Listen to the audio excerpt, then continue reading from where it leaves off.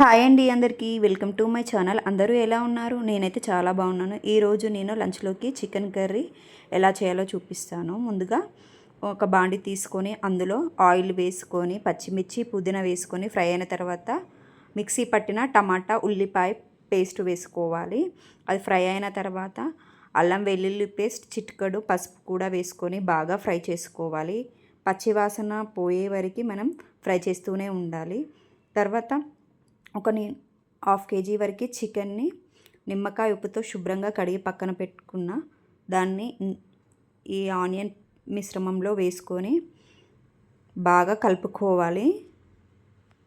ఒక 15 మినిట్స్ వరకు మనకి కలుపుకున్న తర్వాత ఈ విధంగా అవుతుంది. తర్వాత ఇందులోకి మనం రుచికి సరిపడిన కారము ఉప్పు ధనియాల పొడి వేసుకొని మరొకసారి బాగా కలుపుకొని మరొక 15 మినిట్స్ వరకు ఉడికించుకోవాలి.